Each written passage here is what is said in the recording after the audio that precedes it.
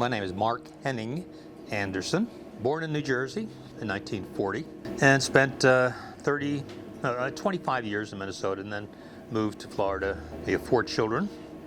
And in 2010,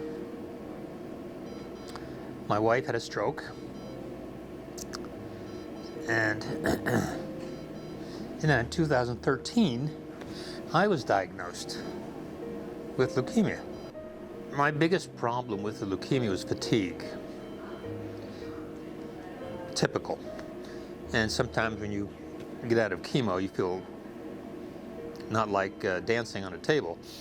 And I still had my job. I still had to take care of her. So, you hold on. Unfortunately, my wife passed away 2 months ago, and because of her stroke, she was bedridden. So during this whole time, I was her caregiver. We were married 61 years.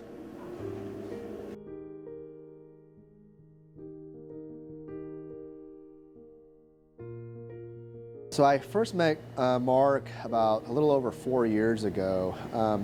He's got chronic lymphocytic leukemia, small lymphocytic lymphoma, a pretty decently common disease, and he had failed a couple of standard treatments locally. Without the clinical trials, I wouldn't be here today, as a matter of fact, to be perfectly candid, because I was not doing well on the other therapies.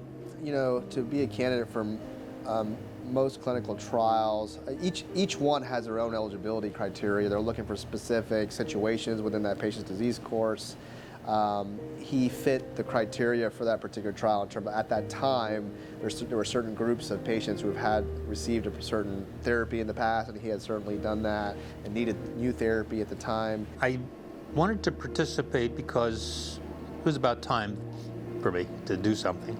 And then the other reason, of course, anybody that I think is interested in doing a clinical trial is that you're doing something for the science and for others.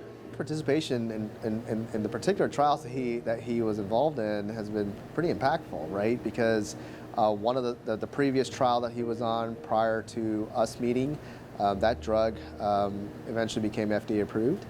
The trial he's on, that he started with us in Sarasota, that drug is now FDA approved. So he was part of several hundred patients worldwide that participated in that trial, and he participated in the trial really early on in the development of that trial, and so he was one of the patients that led to its FDA approval. I'm fortunate that the Florida cancer specialist was available to me.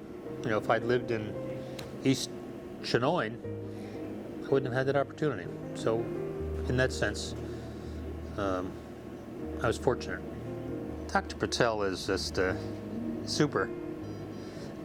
Mark Rubin, my original oncologist with Florida Cancer in Bonita Springs, was a terrific guy too. And you know, all of the docs have been great, but the nurses are special.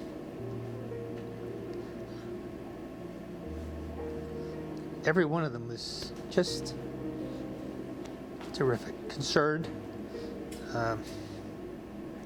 and good friends, you know.